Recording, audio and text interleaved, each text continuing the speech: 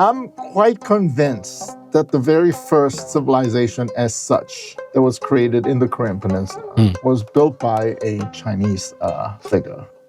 Even today, there are going to be amateur historians and extreme nationalists who are going to be very angry when historians and archaeologists point out that there's not a shred of evidence there was anything remotely resembling a complex civilization in the Korean Peninsula. Do you expect serious blowback on this, or is it just going to be a few, like, I'm curious how you see that. I mean, that's like getting mad at scientists because you don't believe in, like, round Earth or gravity or whatever. I mean, it's easy for me to say all of this when, South Korea is such a wealthy country now, a wealthy democratic country, and we kind of have this kind of confidence. And frankly, I don't think we need this kind of myth to feel proud. I mean, there's so much real stuff for South Koreans to be proud of. They had a government, they had bureaucracies. In heaven? Yeah, in heaven. They have taxes. Yeah, exactly. One time. Yeah. That's such an Asian heaven. Yeah, it totally is. I mean, it's like, at least where's the cherubs? At least in Christian heaven, you don't have to have a job anymore. Yeah. Work. Yeah, exactly. They're clerks and they're like servants and all that. Karaoke. Yeah. And one of the things that people don't want to face a lot is that everybody glorifies the reign of his son, King Sejong, right? King Sejong the Great, right? But, I mean, how much of what he managed to achieve would have been possible if his father had not massacred huge numbers of people and just cleared the whole thing, right? I mean, and so King Sejong, young King Sejong became, his throne was soaked in blood. I mean, he was... And there was nobody standing in his way. So it's like, create a vernacular script. Why not, right? We're back. Korea Deconstructed. So happy today because a good friend, somebody that I've met a few times, he's been on the podcast before. He's a writer of history, a writer of novels. His name is Mr. Minsoo Kang. Now he's in the studio with me. It's good to see you, Minsoo. Thank you for being here. Oh, love to be here. Thank you. Love. Today we're going to talk about your latest book, this book that's coming out, and this historical figure that you're researching. Let's go. Okay. Not coming out. Finished. Finished. Will be in the process of submission soon. Okay. Right. It's the famous figure of Dangun, whom Koreans are regarded as the progenitor of our ethnicity. What does that mean? That's the forefather of the entire Korean people and the founder of the first civilization in Korea. And I'm doing two things. I'm looking at where the story of Dangun comes from. Oh. And second, does it have any relation to reality? And the quick answer is no.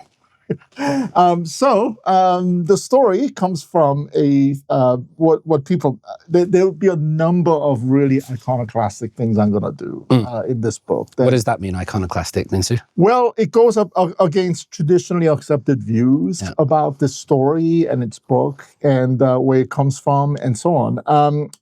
So one of the preset ideas is that it's from a late 13th century book called Samguk Yusa, which means the anecdotes from the Three Kingdoms. Before we get into this, can we get like the story, or as he's known in common day understanding of Dangun? Sure. Like this person, the first ever Korean. Sure. So Dangun's father was a god named Hwang-ung. And he originally came from the heavenly kingdom, but he wanted to rule over a land of his own. So his father, Hwang-in, who's the heavenly god, granted him a beauteous land in the terrestrial realm for him to rule over, and that was the Korean Peninsula. So he comes down from heaven with magical instruments and thousands of helping gods, and he brought the primitive people of the Korean Peninsula together and brought them civilization. One day, a bear and a tiger comes to him and say, "We're sick of our animalistic existence. Please turn us into humans." And Hwanung says, "If you want to be humans, you have to demonstrate that you have the ability to suppress your beastly urges. So go into a cave and stay inside for 100 days, eating nothing but mugwort roots and garlic. Oh. And if you should pass it, I'll turn you into humans. 20 days pass, the tiger can't take it anymore, and it runs out and it fails the test. The bear withstands it, and on the 21st day, so apparently the god cuts the test short, the bear turns into a beautiful woman. But she can't find anybody to marry. Eungnyo, the bear woman. Yeah. And so the god marries her himself. And their son is Dangun, who goes off and creates, according to different accounts, his own kingdom with a capital in what is today's Pyongyang. Right? In elementary school level, all Koreans know this, right? Because this is the founding myth of Korea. And there's a national holiday for this. Yes, on October 3rd, I think. Daejonggyo. Yeah, Daejonggyo. It's like a Christmas or something. Yeah. Exactly. Which Daejonggyo meaning memorial for the opening of heaven, which refers to Dangun's father coming down from heaven, the day he came down, right? But the day that Dangun supposedly became the king of this kingdom that is called Joseon, which we now refer to as Gojoseon or ancient Joseon to distinguish it from the later Joseon dynasty, which was founded in the 14th century. Although there's something interesting that I found. People assume that they started calling it Gojoseon or ancient Joseon because the Joseon dynasty was founded in the 14th century. So it's anachronistic, they ad hoc'd it. Well, the thing is, though, I found out that it was already being called Gojoseon during the Goryeo dynasty. Okay. As in the Joseon kingdom that existed in ancient times. Right, so even before there was a second Joseon, So anyway, there's some dates to all this, isn't there? Like when all the stories you're describing, that's the day, the year that Dangun becomes king has been assigned a year of 2333 BCE. Yeah. There were a number of disputed dates because what a lot of Koreans don't know is that. There's different versions of the Dangun story. But the most famous one is from Samguk-yusa. And now, so as a result, 2333 BC is regarded as the beginning of Korean history. Now, as I said, all Koreans know this story because they're taught in school. And elementary school, they're taught this as like a story, right? This is how our country begins. At middle high school level, of course, Korea being a modern country, they are taught that, of course, this is a myth. It's a fable. But it is an allegory of something real that probably did happen, right? And there's numbers of different ideas about what that story represents. One of the leading ideas was that it was around that time a new ethnic group of people came and ended up ruling over the northern part of Korea, the Korean peninsula. And this coming of the new people who came to dominate is represented in the fable as these gods coming down from heaven. And now, there's been disputes about when exactly this occurred. Did it indeed occur around the year 2333 or closer to 1000, close to 500, and so on.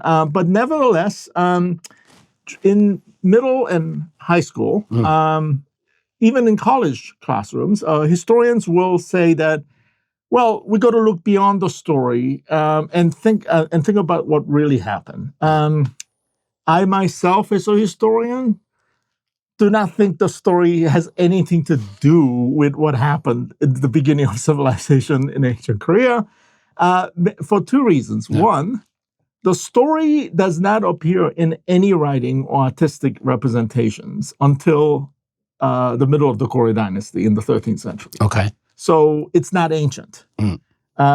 It's what they would call a medieval tale, right? And second, now we have pretty good ideas, thanks to both documentary and lots of archaeological research on when exactly the first civilization got formed in the Korean peninsula.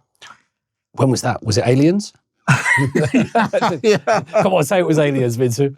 Yeah, well, I mean, one could interpret this coming of the gods. I mean, that's widely, people do that, right? But it's my view, and this is going to be very controversial because lots of nationalists and traditionalists are not going to like that. I don't think there was anything resembling a civilization in the Korean Peninsula until the very early 2nd century. Why would that be controversial? Well, for the following reasons. During the Japanese colonial era, Dangun myth became really, really important. Shincheho and those kind of people. Shincheho and all those early historians, namely as a way of counter the Japanese narrative of Korean and Japanese history, which was based on the idea that Japanese and Koreans were basically one ethnic group. But whereas the Japanese were able to progress through the natural stages of history, going from primitive tribalism to medieval feudalism to modern capitalism, Koreans, their progress got stunted for 2 reasons. One, because of the rapaciousness nature of the ruling class, who were only interested in, enriching themselves and not caring about the people. And also the pernicious influence of foreign ideologies like Confucianism and Buddhism, which suppressed native culture. Right? Whereas the Japanese were able to harmonize those things with those ideas, with Confucianism and Buddhism. And as a result, according to Japanese imperial ideology, they were there to help their Korean cousins to catch up, these primitive people to catch up, right? And in direct response to that, nationalist historians like Shincheho and they had to counter that idea with a story of their own that talked about Koreans as not only as a distinct ethnic group, but with a venerable history that goes all the way back into ancient times. Right? Yeah. And there's a reason for the year 2333, because it's interesting to me that the Dangun story got revived during the Japanese colonial era, during the greatest crisis of Korean identity. But it was originally written down in the late 13th century during very similar period of crisis. Because the Mongol invasion, isn't it? Exactly. During the time of the Mongol invasion, there was a real question of like Korean identity being wiped out because the Mongolians didn't just come and the Korean kings submitted to them, but they're imposing Mongolian culture, Mongolian language, and all of that onto the country. And also the king's son, the heir apparent, had to live as a hostage in Beijing, where he was raised in the Mongolian culture. And also he had to take a Mongolian princess as his queen. And it's interesting because this is a way of eugenically turning Korean royalty into Mongolians, because every generation going to be less and less Korean, more and more Mongolian. 2 things very quickly. One is just as a matter of statement that the Mongols were ruling China at the time. So when we say Mongolia, but this was like the Chinese empire that was ruled by... Right, the Yuan dynasty. And I want you to say something about Mongol Jom as well at some point, the Mongolian spot. Anyway. Yeah, right. Yeah. Okay. So they were ruling China. Yeah. According to my analysis, this was a time when Koreans were really afraid that their identity was going to get wiped out. So within that milieu of concern and anxiety, you had people who plucked this, what I think is a very obscure regional tale from the Pyongyang area and made a big deal out of it and just basically constructed a myth about this god king whose father was a literal god who came down from heaven and created the first kingdom, right? And now, during the colonial era, when Koreans faced that kind of danger anew, Korean nationalist historians were desperately trying to find some kind of ancient precedent for this myth. And when they couldn't find it, because they didn't exist, right? They made up a lot of these stories. Including what is still prevalent among amateur historians, that once upon a time, Koreans ruled over this vast North Asian empire that stretched from Korea all across North Asia. Amateur historians. Yeah, it's complete fantasy, right? But it's also interesting to me that, I mean, this is one of the things I've been thinking a lot about. When a group of people become victims of imperialism, one of the things that happens is that they become anti-imperialist, right? And they find sort of sense of brotherhood with all victims of empires, and it's inculcating the hatred of all oppressive empires, right?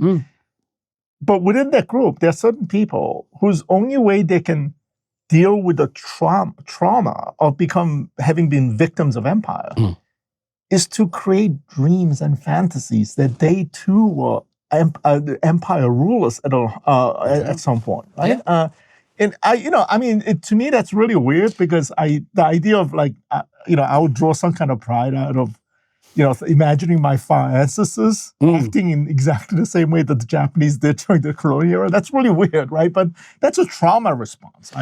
In the same way, I think people imagine like matriarchal societies of the past. I think that's similar.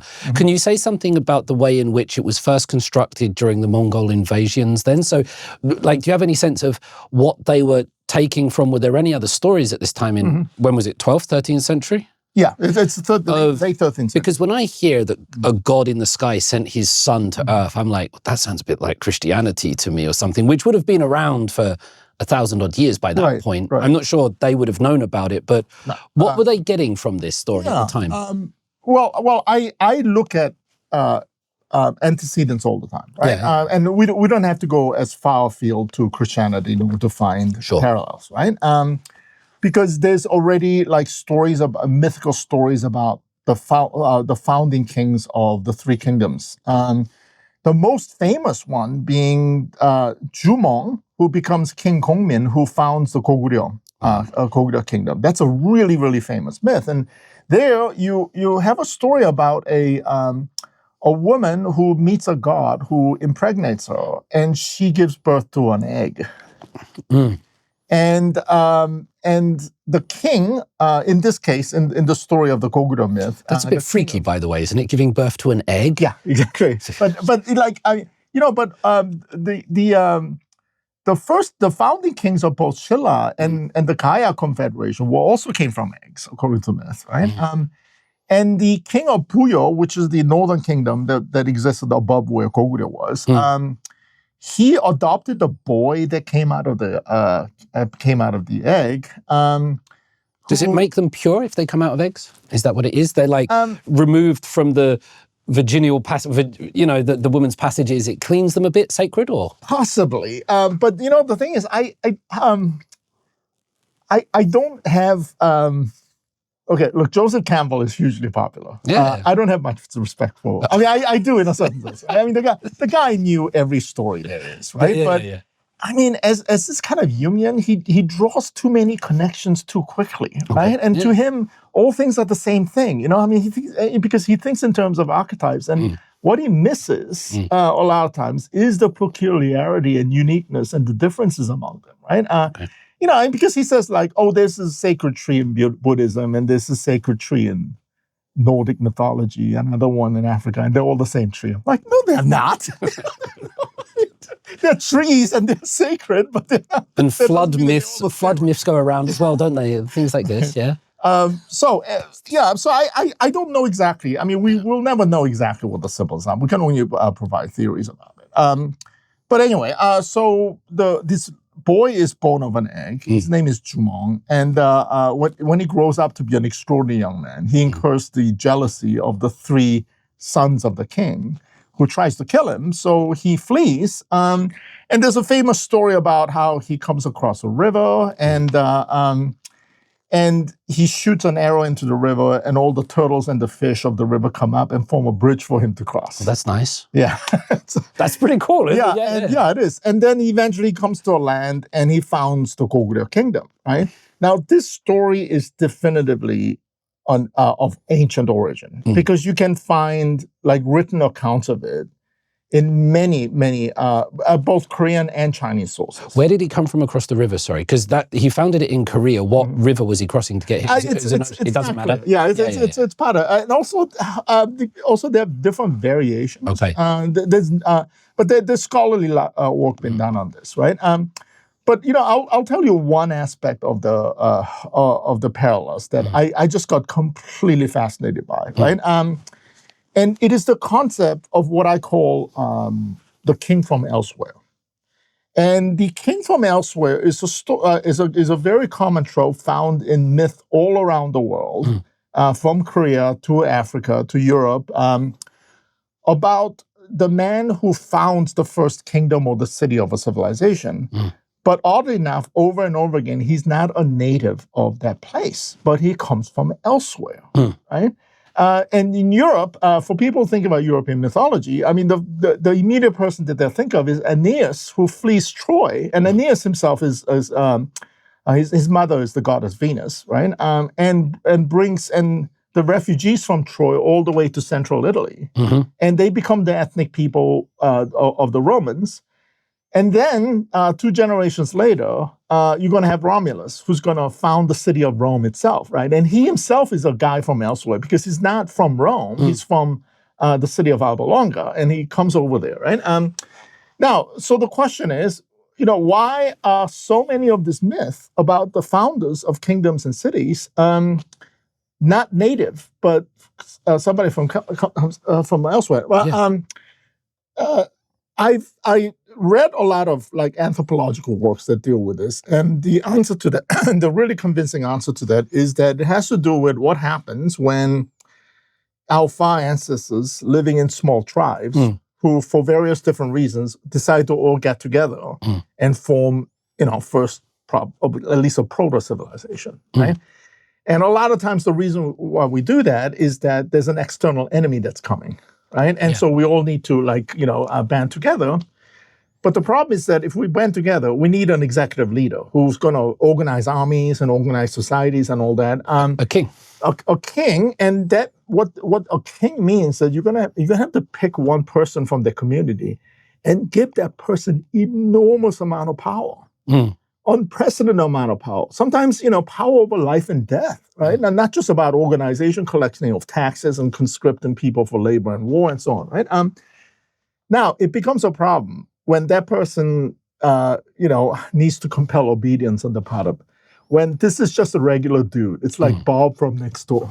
Hello, Gary. Yeah, exactly. When Gary starts ordering people, who the hell are you to tell me what to do, right? Yeah. So it has to be a stranger. It has to be somebody from elsewhere who, when he comes, already comes with endowed with authority. Different hairstyle or something. Skin.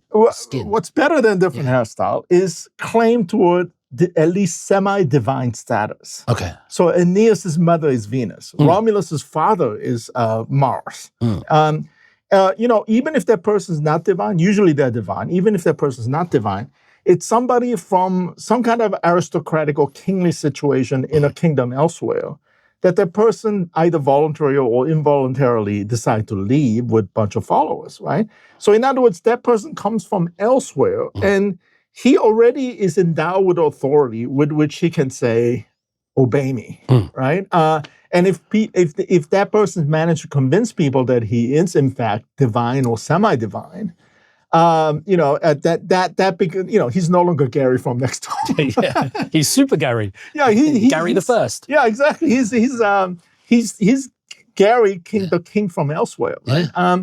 And so now, you can find everywhere in the world. And in fact, one of the things that happens in Europe is that after the Roman Empire collapses, and all these people that the Romans used to regard as barbarians have just, broken through what used to be imperial borders and set up their own kingdoms. And eventually they become, Kingdom of France and, in the Kingdom of Spain and England and so on. What they start doing is that, in order to both bring stability to the newly formed kingdoms and also bring legitimacy to the rulers, they have to create myth about who we come from, right? Now, there's scant information, and usually the real story is kind of not good, right? Yeah. And for instance, we're a bunch of losers from a tribal fight who fled over here and all that, right? So you got time and time again, the Franks, the Visigoth and, the Britons, their kings are, commissioning intellectuals to write the history of their people, right? And they come out with all the stories about kings from elsewhere, right? And many of them are, again, refugees from Troy, right? Wow. So they're not from here, right? Yeah. I mean, so they're from elsewhere, right? And so on. So here we get in terms of Korea during the Goguryeo dynasty, a king from elsewhere. He's a god from heaven who gives birth to So in a certain sense, Tangun is very, very useful because he's both divine, but at the same time, he is also a native, right? Because he was born in the Korean peninsula, right? But I want to get back to something that you asked about the year 2330. Yeah. Right? Why that is the case, right? It just looks very symmetrical to me. 2333 looks like a bad password for your bank account. Yeah, exactly. Well, why is that so specific? Okay, so one of the things that happens is in the school system in Korea is that after they're told the Tangun story, Koreans are told to be proud of our 5,000 years of history. Yes. Rounded up. Yeah. Right? So which is unique around the world, by the way. 5,000 years of history is a big claim, and even if you're saying 2nd century, right, something like that. Right, exactly. So now, so why that particular date, right? In some versions of the Tangun story, it's made clear there's a direct reference to how Tangun lived during the time of the Emperor Yao of China. Okay. Now, Emperor Yao is not a real guy, but before actual beginning of Chinese history, there's a mythic period. That's the Yao and Shun dynasty, isn't it? Yeah, that's two. So there were what they call 3 sovereigns and 5 emperors, and these were all mythical figures, right? And this is the era of myth because that's when these kings have actual magical powers. Once upon a time stuff. Yeah. And they are given traditional dates of when they ruled, right? And in some versions of the Tangun myth, it is said that Tangun became the king the same year as Emperor Yao became emperor in China. And that by rough Gregorian calendar calculation is 2333. Wow. Right? Now, it's my view that these Goryeo dynasty writers deliberately put that in to make a specific point. That our history is as venerable and as old as those of the Chinese, right? And therefore eminently worth preserving, right? And this idea of the 5,000 almost 5,000 years of history has been not only introduced into Korean culture during the Goryeo dynasty and accepted during the Joseon dynasty, but really emphasized during the colonial era, right? Of these nationalist historians saying, the Japanese could not be more wrong. We're not a, lame sort of a version of the Japanese history. We have our own history, and it goes all the way back to the 3rd millennium, right? And that's becoming an important part of Korean tradition. And therefore, and that's why, even today, there are going to be amateur historians and extreme nationalists who are going to be very angry. When historians and archaeologists point out that there's not a shred of evidence there was anything remotely resembling a complex civilization in the Korean peninsula. Do you expect serious blowback on this, or is it just going to be a few? I'm curious how you see that. I don't know because I'm not the first person to make this point, right? I mean, it's like the Hyung Il-pei, who was this great archaeologist who unfortunately passed away recently. She made the point in her book about Korea and what she called the construction of Korean identity, right? And she got a lot of blowback, but it was really kind of hard to argue against her because her scholarship was just so thorough. I mean, it's just, to the extent that for average readers, that book is hard to get through because there's so many details, right? Yeah. But the thing is, at the end of the day, the thing is, what on occasion because my next book is going to be a book-length book on the Han concept, right? Wow. Right, but we can talk about that. But the thing is, a lot of times, what's really kind of both frustrating and hilarious for historians is that when people get really angry at what some of the things we're saying, it has a sense of blaming the messenger because a lot of times these are not our opinions. Yeah. We're presenting the evidence. This is what the evidence say, right?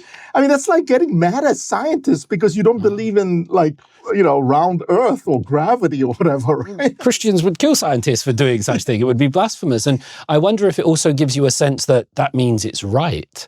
When you were saying that in the Goguryeo dynasty, they were trying to put Tangun at the same time as the Yao dynasty, and we're as old as that. It does give off an element of methinks the lady doth protest too much, and the things that you make the strongest claims for are sometimes the most dubious. Right. Now, I do want to say, I have, as a Korean, I have huge amount of sympathy for both the Goguryeo dynasty, myth makers, as well as the colonial era historians, because these were desperate people. I mean, these were people, trying to write this work at a time when, it's easy for me to say all of this when, South Korea is such a wealthy country now, a wealthy democratic country, and we kind of have this kind of confidence. And frankly, I don't think we need this kind of myth to feel proud. I mean, there's so much real stuff for South Koreans to be proud of, dragging ourselves out of some of the direst poverty, of the 20th century, creation of democracy, and the completely, for me at least, completely unexpected success of Korean popular culture across the world, right? Yeah, so much amazing. real stuff to be proud of, right? So why, I don't know why we need to hold on to this ridiculous myth about like an ancient Korean empire and, ancient Korean civilization when, the hallmarks of scholarship in a, in a very advanced country, Koreans call Sanjin국, is the objectivity of the scholarship, even when the objective scholarship can say stuff that can be very critical of the country, whether ancient or contemporary, right? It's a bit dangerous history here, though, I find. It's a bit of a taboo subject. I think it's in many places, but, growing up in England with E.H. Carr, and we've seen the turn of history in other places, I feel like in Korea, it's hard to do history well. I'm not sure if I get the sense of that. Don't study history like that. Study history with a sense of empathy and sympathy and national pride. Yeah. But but the thing is, I have no choice but to do what I do, right? Yes. I mean, it's like, and so on. But look, as if it wouldn't make, if this couldn't be more controversial. Yeah. I'm quite convinced that the very first civilization as such that was created in the Korean Peninsula was built by a Chinese figure called Wiman. I love the name. Who built the first city in what is today's Pyongyang. And that became the capital. And there's records of him, quote unquote, subduing local tribes. Okay, listen, look, don't get me wrong. There's evidence that in the Korean Peninsula, there have been people there since the Neolithic era. Right? I mean, tens of thousands of years ago, right? But what we're talking about here is state formation. Yes. When do we actually have a country as such, right? And for a long time before that, I imagine the Korean Peninsula filled with people of many different ethnicities who were already given the name not only of Joseon, but Okje, Yi, Mak, the Han people of the South, who eventually formed the Jin Confederation and so on. All of them sort of, I imagine they all had different languages, they worshiped different gods, and there wasn't any sense of Koreanness as such, right? And there was also significance of Chinese migrants into the northern part of Korea. And I imagine them living in fairly small tribes, several hundred, maybe in the low thousands, having very loose political system, maybe, under chieftains and so on, right? And many of them were probably also nomadic as well, right? So it wasn't, so we don't have hallmarks of civilization. So by which I mean a real city that functioned as a capital city of a region that they ruled over, a hierarchy of rulers, including a king, mass agriculture that is absolutely necessary to feed all those people who are all packed together, and some kind of infrastructure development, building of roads and so on, right?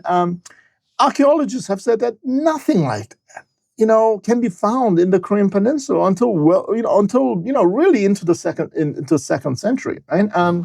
And some people think that like maybe late 4th century, because there is Chinese record of a supposed war that occurred between the Chinese state of Yan and the state of Joseon. But I looked into it in detail. It's like, no,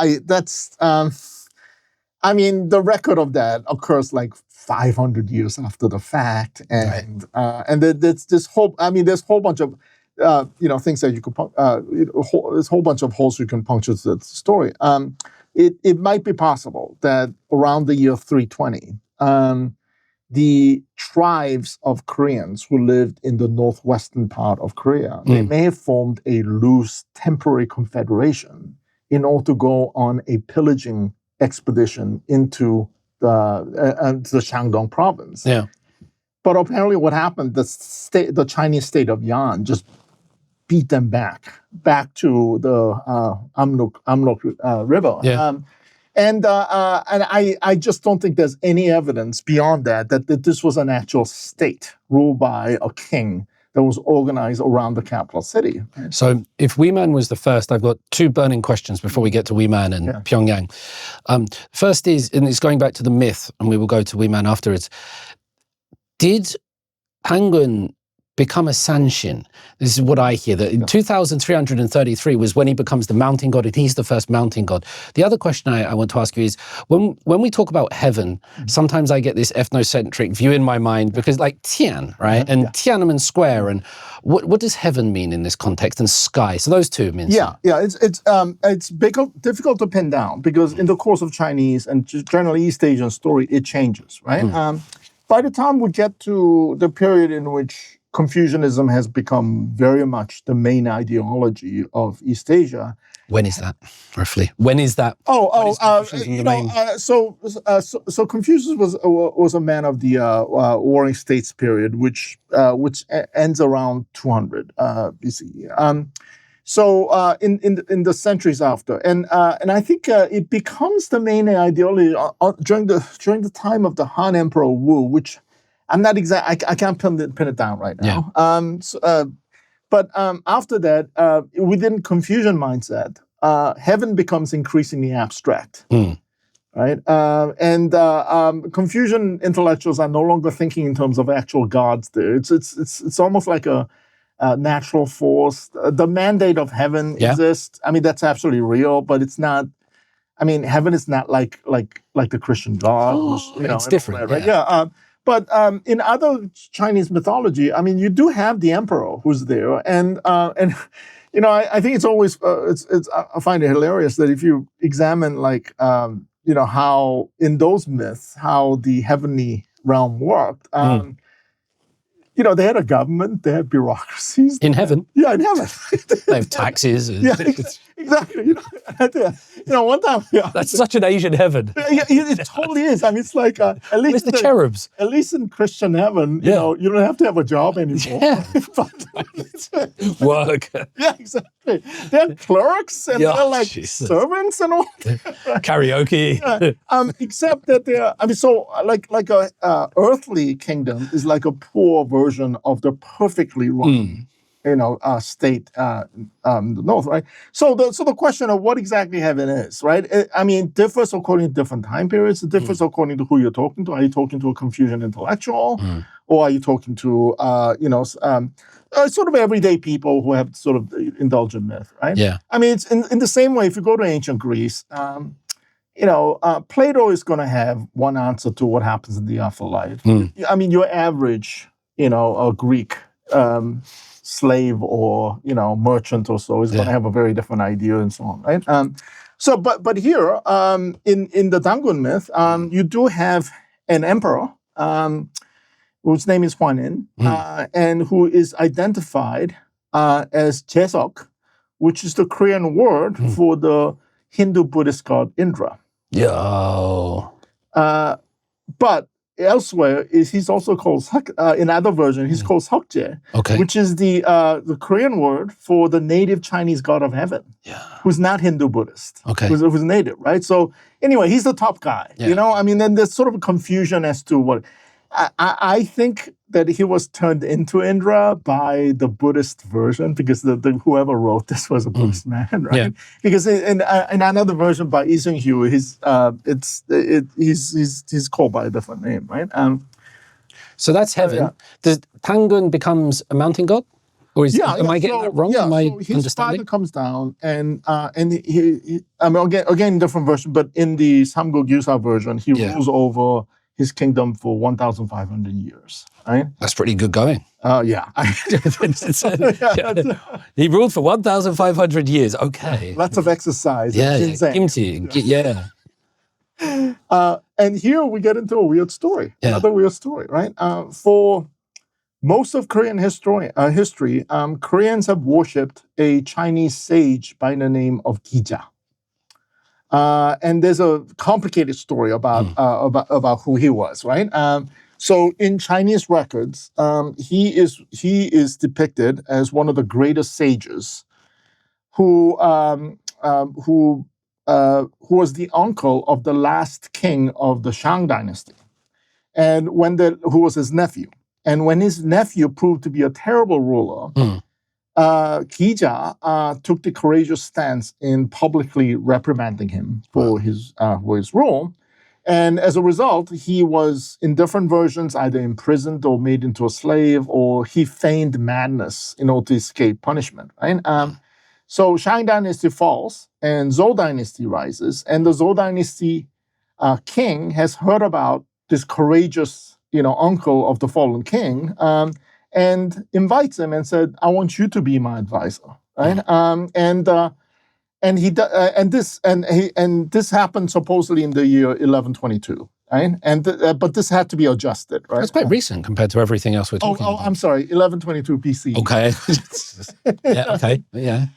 Now, after Gija served as the advisor to the king of Zhou, the Zhou emperor awarded him by giving him lordship over Joseon. Wow. So he goes over there, and in a really story that is completely without any explanation. As soon as he gets there, Dangun retires and just disappears, and Gija becomes the new king of Joseon. This Chinese guy becomes the new king of Joseon. He's the second Gary. Pardon? He's the second Gary. He's the new exactly. One. He's the new one that comes again, a guy from elsewhere, right? Yeah.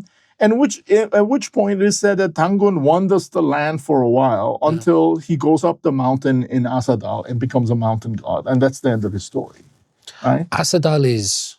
Okay. Asadal is not Baekje-san, is it? Or is it? No, it is not. That's where the Son of God originally comes down from, isn't it? It's no. In the myth. No, all right. Asadal. Okay, so Too many questions. I mean, this is layers upon layers of complexity. Yeah. Right? In the text of Samguk Yusa, the mountain upon which the god Hwangwon comes down is Taebaek Mountain. Okay. Right? Now, Taebaek Mountain today is in South Korea, in the southern part of the. But back then, there were like at least 5 or 6 mountains that were called Taebaek, because Taebaek means great white. So it probably meant like a great mountain, right? Some of my nicknames. Right, and in the commentary, it actually identifies the Taebaek Mountain in the text as Moyang Mountain, which is in the northwestern part of Korea. Mm-hmm. Right? But what today we call Baekje Mountain was also called Taebaek Mountain, right? And later on, really during the 20th century, it was the Korean nationalists who just completely ignored that commentary in the text and said, no, it was Baekje Mountain. Wow. Because Baekje Mountain was the holiest mountain in Korean geomancy. Right? Now, I mean, mainly because it was the tallest. Right? Yes. So that's the identification of the spot in which Dangun's father came down from heaven was arbitrarily designated as Baekje Mountain in the modern era. Wow. It's not in the text at all. Okay. Right? So where's Asadal? Okay. There are so many theories about Asadal. Is that a Korean word? It doesn't sound very Korean. You know what I mean by that? It doesn't. I think it's an ancient Korean. It may be a Korean word of ancient origin. That sounds a little bit weird. There have been so many different theories about where Asadal is. None of them have any definitive proof. So Asadal has to be labeled a legendary place. It's like Atlantis. Sort of, but here's the thing. In the text itself, they do identify where it was. Oh, okay. Right? But here's the problem, right? So there's 2 different versions of what happened to Dangun after Gija came. Yep. Right? In the Lee Seung-hyu version, which I'm going to do this incredibly controversial thing in my book by saying that Lee Seung-hui version in a book called the Rhymed Records of Emperors and Kings, which came out in 1287. I think that's the very first written account, not the Samguk Yusa, which is the much more famous one. Right? Now, in that version, Dangun he leaves Pyongyang after Gija comes and wanders the land, and then eventually goes to what is called Asadal Mountain, where he becomes a mountain god. Right? That's a simple story, right? In Samguk Yusa, the story is more complicated. For no reasons given, but he rules over the kingdom of Joseon from Pyongyang for a while. And then for no reason, he leaves and creates a new capital at Asadal. And that's where he's reigning when Gija from China comes in. And for, again, completely unknown reason, he just leaves, right? And lets this Chinese guy take over Korea, right? Take over Joseon. And and in the Samguk Yusa version, it identifies where Asadal is, right? There's a record that says that this is where a palace called Baekje used to stand. And Baekje Palace, which doesn't exist anymore, but we know it to be fairly close eastward from Daejonggyo, which is the capital of Goryeo Dynasty, which is today Kaesong. Yeah. Right? I think this is, I'm deeply suspicious of this because I think this is a Goryeo Dynasty writer deliberately dragging this Pyongyang person down to near the capital of his own kingdom. For legitimacy and for the reflected glory of the ancient kingdom upon the kingdom that exists, right? Because it's only written in the commentary, right? But other than the commentary, we just don't know. And Asadal has to be at this point categorized as a legendary city. So it's a city.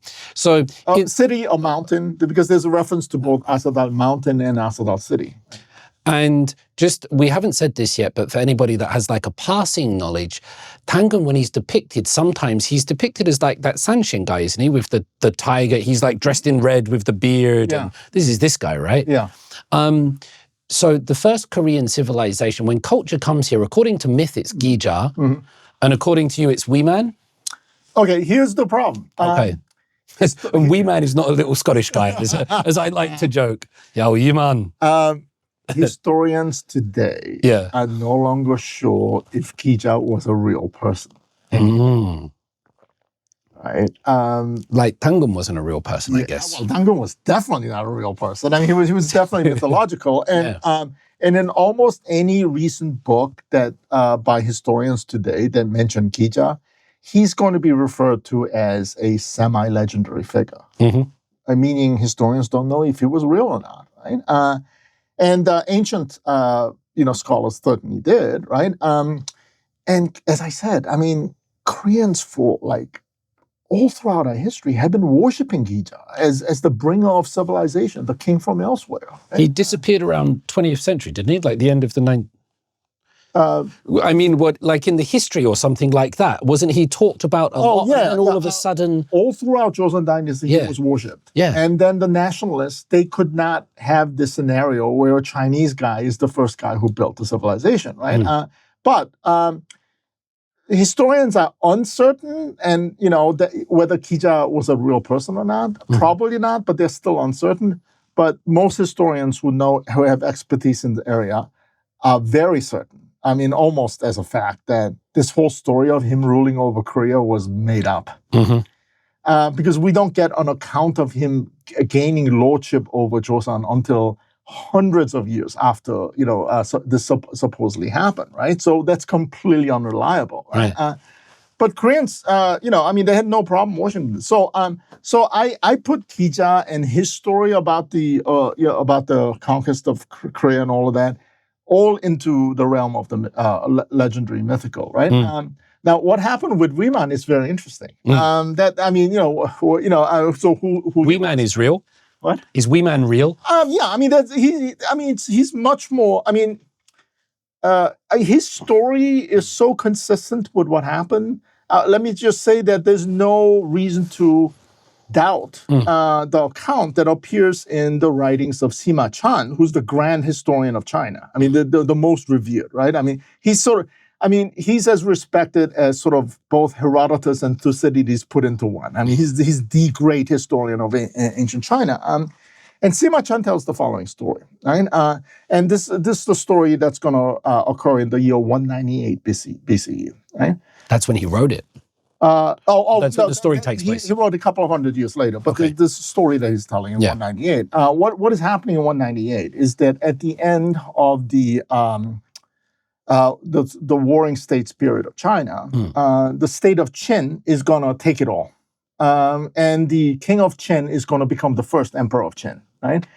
And one of the states, his enemies that he destroys, is the state of Yan, which is among the warring states of China, one that was closest to the Korean peninsula.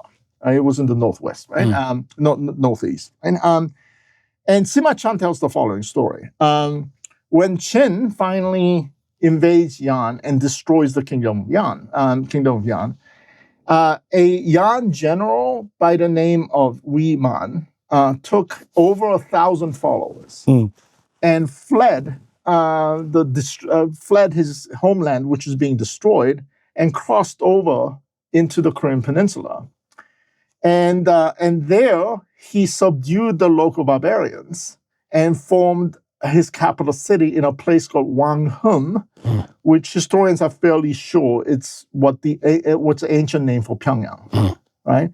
And the thing is, it doesn't. I mean, by subduing barbarians, according to archaeologists, it does not look like at that time he had the resources to rule directly over a vast region of the world. So what he did was he probably through fighting or negotiation, he probably had local native chieftains submit to his rule and recognize him as their superior and their king. And in return, he basically let them supervise the different regions that fall under this brand new kingdom of Joseon, right? That he administers indirectly from this brand new walled city of Wanghum, which is Pyongyang. And I think that's it. I mean, I think that's the beginning. I mean, that's the first state, because that's the first time that the Chinese started referring to the term Joseon existed for hundreds of years before, but it was always in reference to a region or land, right? But it was after Wei Man that it becomes referred to as what the Chinese call guo, which refers to a country or with an organized state, right? What do the Koreans say about Wei Man? Because that was the Chinese version, yeah? Yeah. Well, unfortunately, all Korean history books that were written before 1145 have all been destroyed. That's quite sad, isn't it? Yeah, it's terribly sad. Why? Well, a lot of it was destroyed because of the Korean War, and a lot of it is... The Korean War in 1950, 1953. Yeah.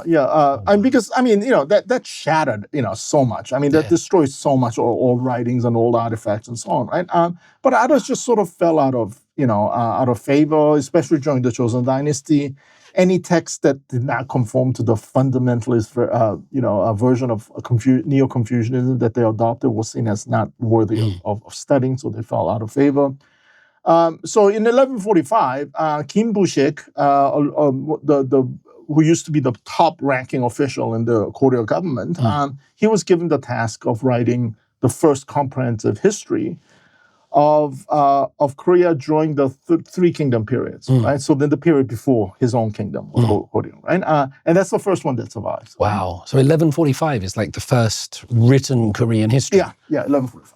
Right? And we do know for a fact that there were books before that, right? We know for a fact, for instance, that in the kingdoms of Silla, Baekje, and Goguryeo, they did keep records. Right, and in eras during and after, there probably were independent historians who wrote history books. All of them gone. Right? So is the Kim Bu Sik, yeah? Is that book still around? Oh yeah. It's in a library or a museum. Yeah, it's right. Oh, by the way, I cannot say more wonderful things about the Korean history database that's available, because they put everything in there, like the entirety of Joseon Dynasty Silla, all of Kim Bu Sik's history of three kingdoms. It's Samguksa. It's the history of Samguk-sagi, historical records of the three kingdoms, right? Which need to be distinguished from Samguk-yusa, which is the anecdotes of the three kingdoms. And the two are very different types of books, right? It's a weird question, how's your Chinese? Oh, it's, I learned just enough so I can get through this, right? But in Korean history database, they translated almost everything into modern Korean. So, So I am keep learning, so I can do comparison, right? So I can, see if I'm getting it right as I'm reading it through and so on, right? So unfortunately, for any record of anything that happened before the Three Kingdoms period, we have to rely on Chinese records, right? But what does Kim Bu Sik say about all of this? Yeah. Right? Well, Kim Bu Sik, he follows the general line that Kim Bu Sik does not mention Tangun at all. Wow. He does not appear at all, right? Because the Mongols haven't come yet. I think that's a good reason, because there wasn't any need for a national myth, because during Kim Bu Sik's time, the nation wasn't facing an existential crisis, right? So what does Kim Bu Sik say?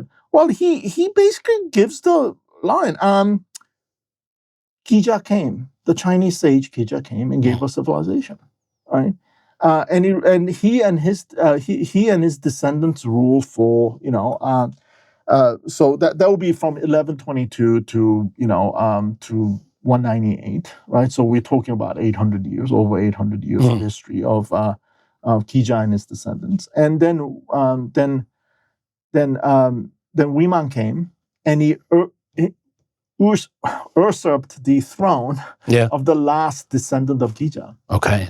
Right. That's what Kim Bu Sik is saying. Yeah, he's saying. So that story was accepted, right? Yeah. So from a modern perspective, the first part of that is completely fictional. Right.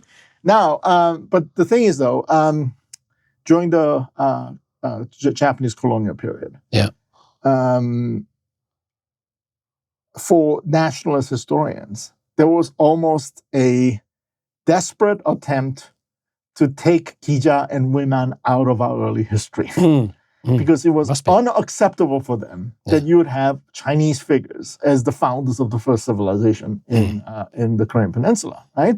And so they did a number of things depending on which historian.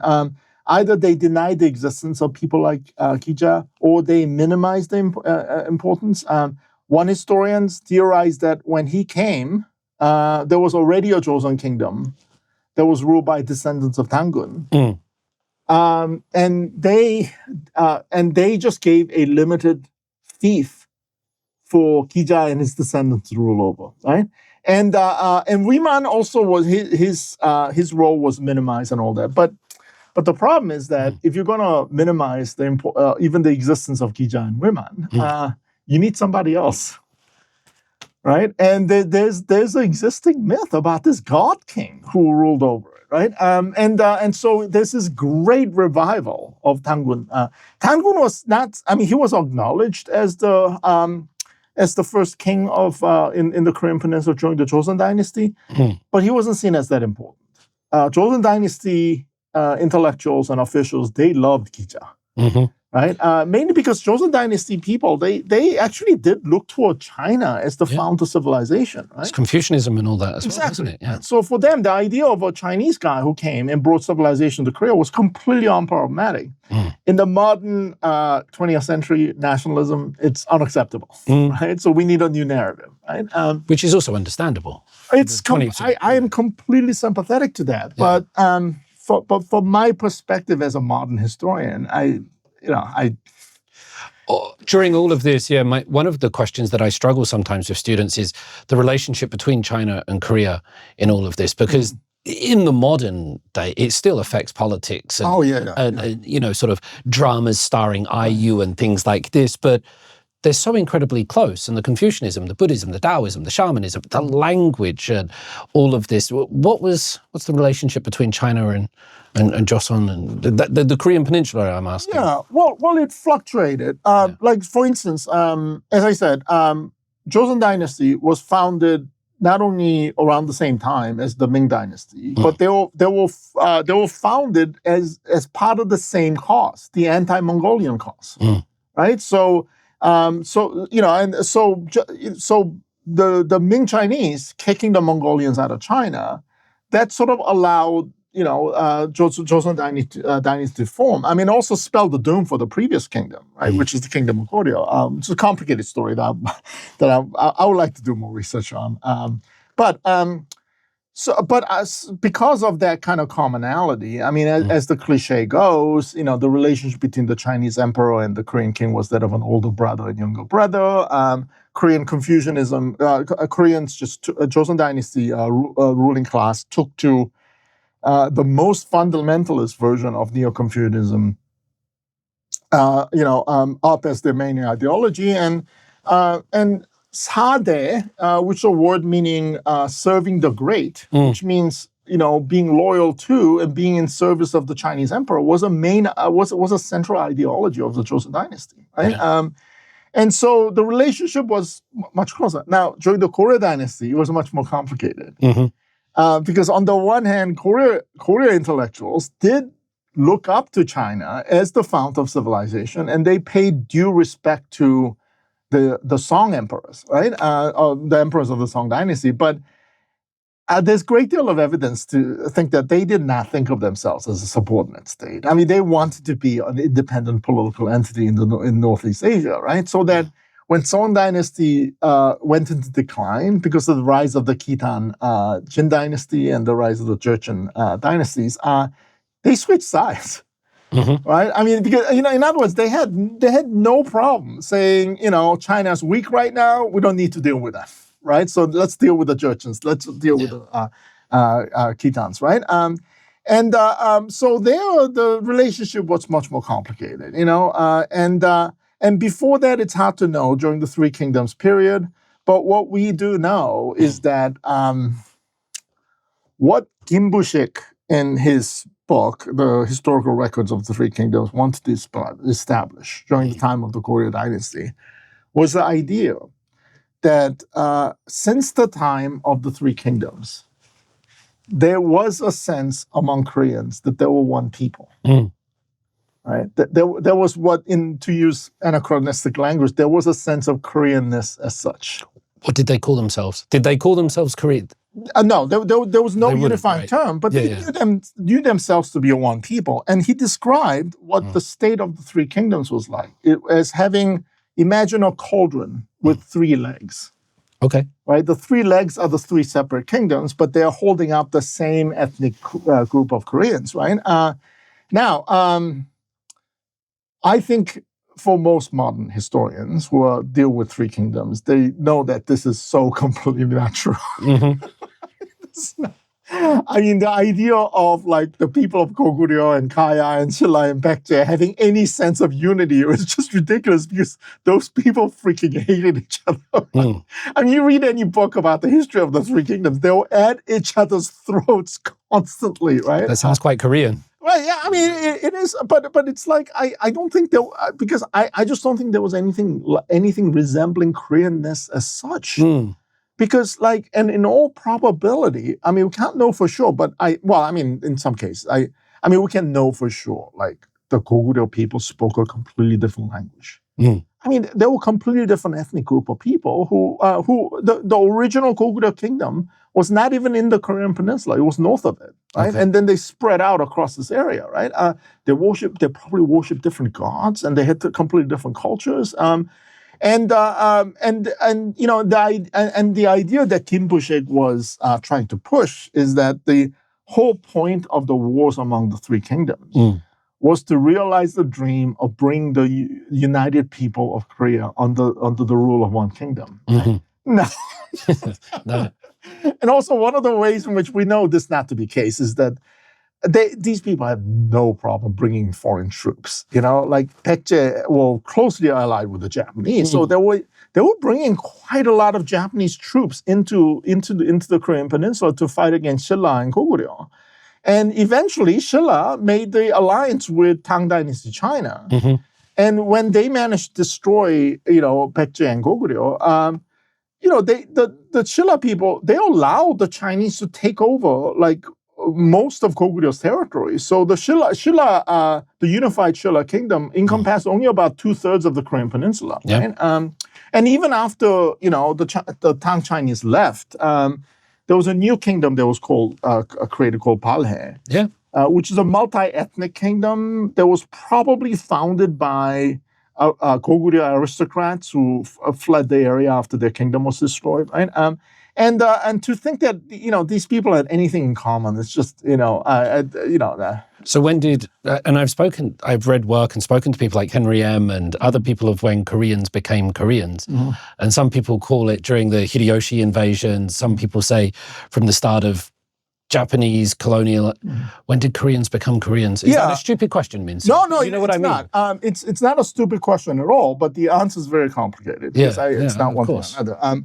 And we have to go back to theories of nationalism. And that's tied into this, isn't it? With the Tanilminjok and ethnonationalism. Yeah, absolutely. Because because the way in which the Dangun myth was configured during the Goryeo dynasty and was reconfigured during the Japanese colonial are very different, right? So Benedict Anderson's imaginary community, which is the great classic on modern nationalism. He has this theory that there was no such thing as a nation state before the 18th century. Right? You had countries, but no nation states. Nation states are regarded as a whole, where all of its citizens were regarded as part of this body, right? And I also think that it's a replacement of religion because you are now worshiping a superhuman entity that demands obedience and sacrifice, right? And so on, right? And before that, you had countries, right? But before that, if you go to the Middle Ages, for instance, today when a Korean goes to another country or American goes to another country, when somebody says, "Who are you?" the first thing that they were likely to say in order to identify themselves is by their nation state. Yes, I'm a Korean, right? I'm from the United States or I'm from Britain or whatever, right? But previous to the 18th century, that would not have been the case, right? I tell my students that if you had like a French peasants, say during the 14th century, who somehow ended up in a different country, and somebody asked them, who are you? And say, well, I'm from the village of Dokemi. Where is that? Well, it's in the duchy of Lorraine. Yeah. And where is that? Oh, it's part of the Kingdom of France, right? So you have to get the 2-3 steps before you get to the country itself, right? Yeah. And there was no sense the French aristocrats had way more in common with English aristocrats and German aristocrats than they did with their own peasants. That's how I would understand it. Yeah. Yeah. So these are countries. These are not nations, right? Yeah. So Benedict Anderson in Imaginary Communities go through all the reasons about how, with all the old systems of unifying people, in disarray, feudalism going away, religion being threatened by secularism and all that, you need a new force, new thing to bind people together, and it was this notion of the nation state, right? Do you like his theory? Yeah. I think by and large it's true, but the next great classic. So that's sort of the position that Benedict Anderson and Ernst Geller and so on takes, right? But it's about 1988 or something, isn't it? Yeah. It's from the 80s. Yeah. But the next great classic on nationalism that comes out is a book by Anthony Smith called "The Ethnic Origins of Nationalism," right? Okay. And he gives a very nice tweak and a corrective to a somewhat extreme position of what he thinks is the extreme position of Benedict Anderson, and this I think very much applies to Korea, right? Because I just read an essay by one of the great Korean historians, John Duncan, in a recently published book where he points out that there's signs of nationalism in Korean history before the modern era. So in obliquely saying that, the position of Benedict Anderson and Ernst Geller is kind of wrong, right? Yeah. Because it's, but the complexity that John Duncan and other people have pointed out, not only in Korea and other countries, is actually covered very well by Anthony Smith in Ethnic Origins of Nationalism. Mm-hmm. The central argument of ethnic origins of nationalism is this, that Benedict Anderson is right, that what we call full-fledged nationalism is an invention of the modern era, that we don't have anything like full-fledged nationalism until the 18th century. But elements of what goes into full-fledged nationalism can be found in the past, even all the way back in the Middle Ages. Right? What kind of elements? Well, one of the elements that you would find during the Imjin invasions is that when the entire country is in such danger from abroad, all of a sudden, the King Seonjo is writing pronouncements to the entire people of Korea, just saying that we're all one. Yeah. Right? And we have to fight together, right? We are a family. I mean, these are all languages of modernism. Not full-fledged nationalism, because other aspects of nationalism, including the modern state apparatus and all that, doesn't exist yet, right? And also it's temporary. Flags? Nothing like that. Right. Because Joseon Dynasty had flags, but they didn't function anywhere like modern day nation flags, right? And also, as I said, it's temporary, because after the invasion's over, it's back to business, right? And but you can also say that elements of these kind of ethnic unity, persisted, right? And I do think by that time there was at least a vague, I don't want to use the word vague, a general sense among the people in the Korean Peninsula that we are distinct from other people around them, right? That's not yet a full-fledged nationalism, but that is a crucial element of what's going to emerge as nationalism, right?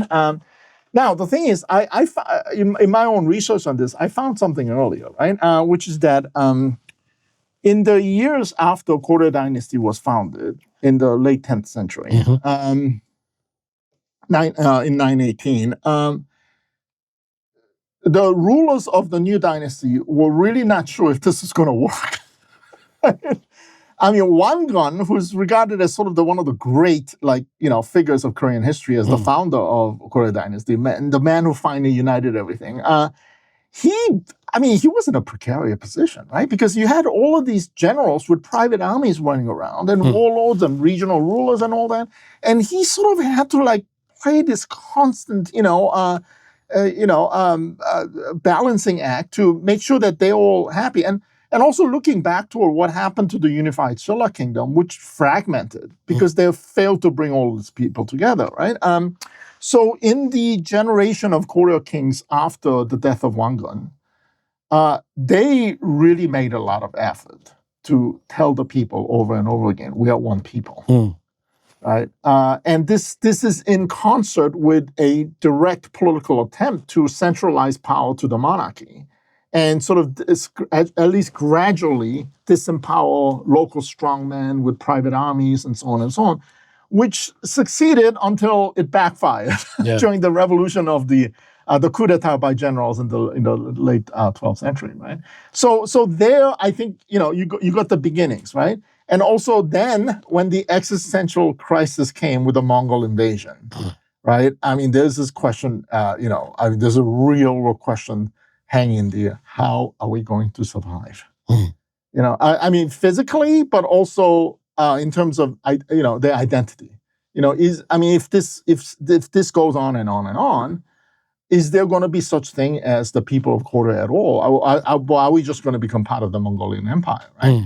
And of course, that didn't happen because the Mongolian Empire didn't last very long, right? And in a weird way, there would have been some people that probably wanted that because they had a low status, or they looked at that, and there would have been some people vehemently against it, wouldn't there? Yeah, but also there was a faction of a significant faction, powerful faction within the Korean government, who were what I would call proactively collaborated with the Mongolian authority, right? Chinmongpa. Yeah, Chinmongpa too. There'll be, and also one of the really interesting stories is that the last Mongolian emperor to rule the Yuan dynasty, his wife was Korean. Yeah. Right? Lady Gi, and who was one of like literally tens of thousands of women who had to be given to the Mongolians as tribute, right? And she somehow like attracted the attention of the emperor, and he elevated her to the highest position. All her relatives became so powerful in Korea itself. Nice. Because they produced the because their mum was beautiful. Yeah, right. Rule the China with that. Yeah. So at that time, but then during the Joseon Dynasty, when Joseon Dynasty was formed before the Japanese invasion, it was more important to have, for Joseon Dynasty to gain legitimacy from the Ming Empire and so on. So that sense of ethnic uniqueness and all of that was just dissipated. Does it change with, and I'm not sure about this, but Silla and Goguryeo, both Buddhist. And Joseon is Confucian, and this is theoretically at least, because during the Joseon Dynasty, we went to Queen Munjong's tomb, and that's really Buddhist and Taoist in its presentation. Right. But does the Tangun myth and these stories, or does that change with ruling state ideologies and things like this? Well, it does. So I do think that during the Three Kingdoms period, at least among the educated elites, they did start to form at least a language of commonality that comes from the fact that more and more Buddhism is becoming the central religion of of these kingdoms, and Confucianism is going to be central political ideology, right? Mm-hmm. But there you lay the beginning of this, right? But does that directly lead toward a sense of ethnic unity? No, I don't think so.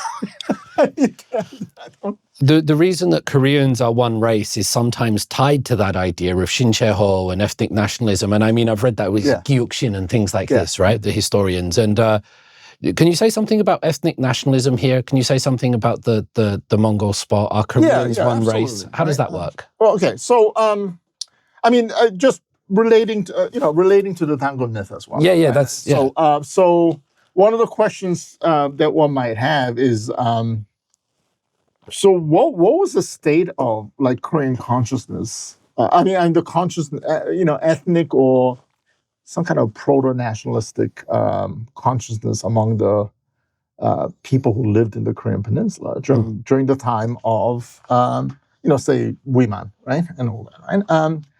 Well, what I see there is this. I see a peninsula packed with all kinds of different people with, who probably spoke very different languages, who had different cultures, and who worship different gods and so on.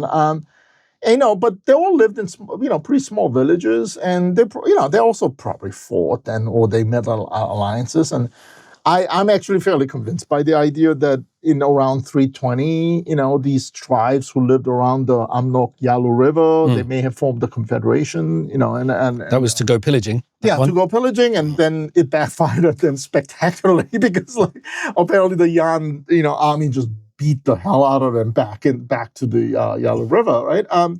But I see all of these, and also already because of all the ending of the Warring States period, the chaos that China experienced, right? And you had huge numbers of Chinese refugees and migrants coming into the northern part of the Chinese peninsula, Korean peninsula, right? So I see a peninsula packed with all kinds of different people, with all these different, cultures and languages and all that, right? And there wasn't even anything like a melting pot, right? Because it was fairly sparsely populated, and so when a Chinese general comes in and builds the first fortress city in Pyongyang, and brings local tribesmen, and by the way, the Joseon Kingdom is not the entirety of the peninsula, right? It's actually a tiny little kingdom in the northwestern. 1392 Joseon, you mean? Or a different Joseon? Ancient. You're talking Gojoseon. Right? Yeah. It's a tiny little kingdom in the northwestern quadrant, right, of the Korean Peninsula, right? And there's also, as I point out, in the south there was apparently some kind of a loose confederation that the Chinese refer to as Jin. that was operated by ethnic group called Han, which is where we get to the modern Han ethnic group, right? And then there was the Okjo people, the Yi people, the Mek people, and all that, right? And I just don't see these people looking at each other saying we're part of a same group of ethnic groups. No, I mean, no, it was a melting pot. I mean, it wasn't even a melting pot. There was no pot. There was no pot. There was just different groups. It was what they call. I mean, sometimes in modern parlance, they said that when you have a country with many different ethnic groups, right? You have a melting pot where despite all these people, everybody just sort of, lives and coexists, and they also have a same culture that they live in. Another way to describe it is a salad bowl. Okay. Right? Where you have different groups, but they kind of live separately and they do their own thing. And all. It's a bibimbap before you mix it. Bibimbap, that's a perfect. Before you mix it. And then some Chinese comes and puts some gochujang in there, mixes it all up, and then bang. And then you have a situation where it's a bowl full of gunpowder, which consists of different material as well, right? And it's waiting for somebody to throw a flame in it and the whole thing explodes, right? Yeah. And sometimes you have melting pots that becomes a salad bowl that becomes a gunpowder, right? And so on, right? So I see for most of ancient Korean history, the Korean peninsula is a salad bowl of different ethnic groups and all of that, right? But it's only starting from the Goryeo dynasty that there's a political need to inculcate a sense of identity and of unity, right? And Goguryeo, because they don't want to collapse. And in the beginning, right, like the unified Silla kingdom collapsed, because they just weren't able to pull that off, right? So when Silla, the unified Silla kingdom falls apart, you have revived Goguryeo, revived Baekje, right? But then the Mongolians come, and it becomes all the more urgent, right? And then during the Joseon dynasty, that gets relaxed, but then the Japanese come and they become, more urgent. And then you get into the 20th century, the Japanese take over, and that becomes more urgent than ever because they literally took the country over, right? And they are literally trying to wipe out Korean identity, right? And telling Koreans that, you're the same as us, but inferior. So, and the nationalists have to, fight against that, right? And in the following periods, during with the formation of North Korea and South Korea, the notion of ethnic unity becomes all the more important, right? And it becomes continuously important, right?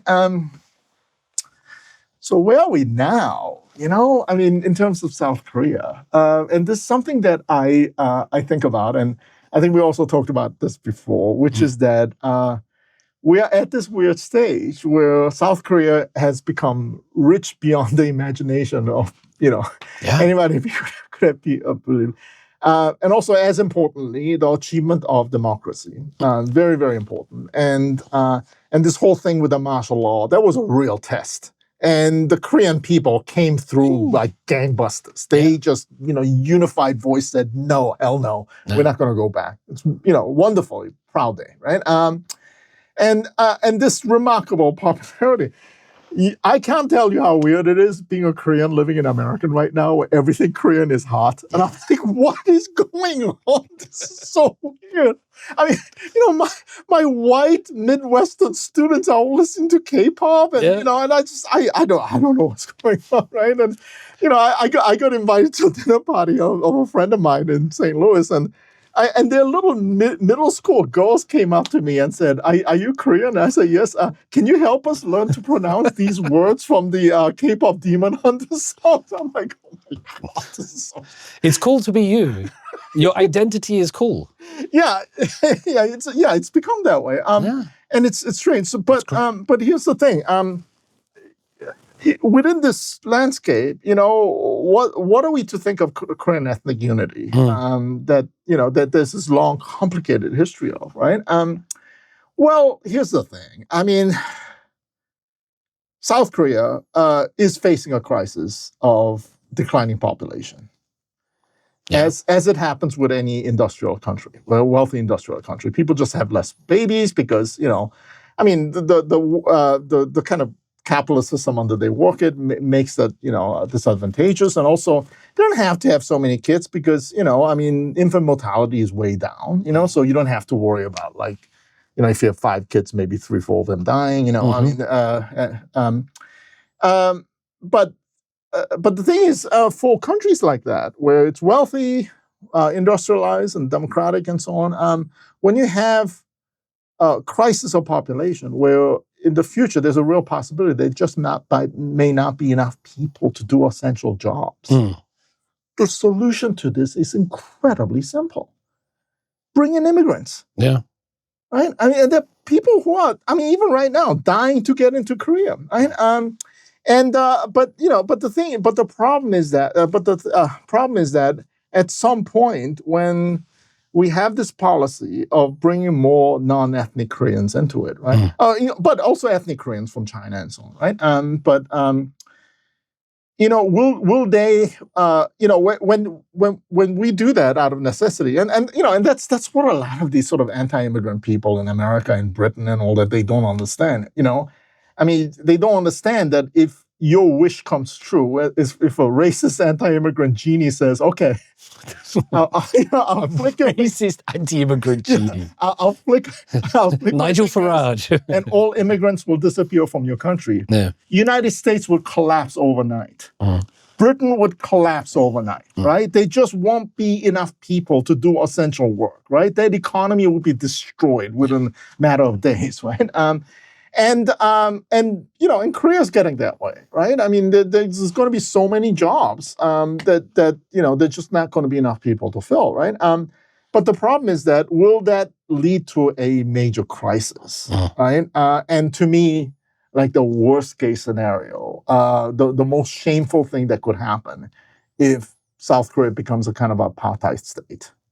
Where you have shrinking numbers of ethnic Koreans who are the first-class citizens and growing numbers of non-ethnic Koreans who are non-ethnic Koreans. There's a webtoon in this. I can see it. There's a Netflix series. Yeah. Let's make this. Oh, yeah. I don't want anything. If that happens, no. I'm talking about the animation. Yeah. The webtoon series. Yeah. Right, but if that happens, I don't want to have anything to do with it. That's disgusting. I don't want Korea to turn into an apartheid state, right? No. But for it not to, Koreans really need to think about, can we construct a new idea of Koreanness that's not tied to an ethnicity? Yeah. Right? That's tied to a group of values that anybody who comes to this country and accept those values and adhere to those values can be regarded as fully 100% Korean, right? Or not, or will that be something that is just too high a hill for Koreans to climb? And I, and a lot of times when I talk to Koreans, they're very pessimistic, right? And they said, I see the logic of what you're saying, but I don't think Koreans will go. Do you talk to young Koreans about it? No, I haven't, and I'd like to, right? Because I have been told that young people, they don't have the kind of, sort of staunch. They're not unanimous in accepting it, but a lot of young people, at least at universities where I teach, when we cover this, some of them would accept me as Korean. They would accept my children as Korean. Right. We still do cover the question. Have you heard this one? Are you Korean? Right, exactly. You can't ask that in England, man. Like, you can't go to America and go, are you American? Yeah, but they say it so naturally here, and I don't think without any animosity. Yeah. But it does come up. Well, in America, what happens to Asian Americans is that they get asked where you're from, and I'm from LA, and then they go, well, where are you really from? I've seen that video. Yeah. Do you think that one where she's running? Yeah, that's a microaggressive. Right? So, but the thing is, here's one of the reasons why I'm more optimistic. Not completely optimistic, as it's going to go well, but it could go well, right? The young people's attitude is one thing, but I just don't know that many young people living in Korea because I teach in the United States. But one of the biggest crises in the 1990s, in the late 80s and 90s, was that people were having too many boys and not enough girls. And people who wanted to have only one child were actually getting abortions when they realized that the child was a girl, right? And that obviously could create a major problem, right? And so, as you should probably remember, I don't know if you were here at the time, but the Korean government launched these major campaigns to just tell people that this is an old-fashioned mentality that is not appropriate for our time. And it's also very destructive for our culture and so on, right? And I remember celebrities going, one good daughter is is worth 3 bad sons, and so on, right? And at that time, when I asked a lot of Koreans, do you think that kind of campaign would work, right? Where this old Confucian value of valuing boys over girls would be ameliorated? I think most Koreans would have said, no, that mentality is, too deeply set, right? We're too much of a Confucian country, too much of a patriarchal country and all that. But, they did it. Yeah. I mean, the mentality has completely changed now. So apparently now a small majority of Koreans would rather have a daughter rather than a son. And it's still very Korean, because if you're only going to have one kid, and this sounds low-key sexist, but if you have a daughter, she's more likely to stay in contact and look after you when you're old and have these. No, but there is that aspect of it that some people say that it's more conducive to your own, like, selfish reasons that people will say it. Well, but you're right to say that they did achieve something. People said they couldn't. And so, I think Koreans get underestimated over and over again about the rigidity of tradition and all that. But Koreans have, especially South Koreans, have proven themselves to be, North Korea is a different question. We'll get into that, I hope, right? Yes, yeah. But here's the thing. The idea of creating a new post-ethnic sense of post-nationalistic sense of Koreanness is something that I think the government should work on starting now. Yeah, and considering what happened with the boy-girl issue, I think it's very possible. And one of the things I would like to say, one of the things that I should use is that just based on what I said, I think it should be pointed out through proper historical scholarship that Korean history began as a melting pot. And we can go back to being a melting pot again. Right? We got to go back. Says the historian. Yeah. There was a time when we had Joseon people, Han people, Okjo people, Yi people, Mek people, Chinese people coming in, and they all lived side by side, and at first as a salad bowl, and then as a melting pot, and they eventually became Koreans, right? I think what you say is, and I've been thinking about this term for about the last 30, 40 minutes, Minsoo, is that the way you describe the story is about Tangun, how it's used when external forces come in and challenge the existence of Korean people, such as with the Mongols and then Japanese colonization. This idea rises to the surface to help people survive, and then when it's not needed, it goes back down. At the moment, that idea that rose to the surface in the 1910s and things to help survive against Japanese colonization, for some reason it hasn't gone back down to where it should because it's not needed. And here you have this sense of pragmatic nationalism or pragmatic identity, that you don't stick dogmatically to one idea of who you are, but you take the idea that serves you at that time. Right, exactly. And it being a solution to a problem rather than this steadfast ideological thing. And Tangun was a solution to a problem. Right. And a really good test case of that is in North Korea. Let's talk about North Korea, because I heard rumors, and you go on Wikipedia, that North Korea found the grave of the real Tangun, and you can go to the mausoleum there and see it. Yeah. That's awesome. Yeah. Kim Bu Sik was wrong. In 1993, the year before the death of Kim Jong-il, and Kim Il-sung, the founder of North Korea, right? Who was also a king from far away.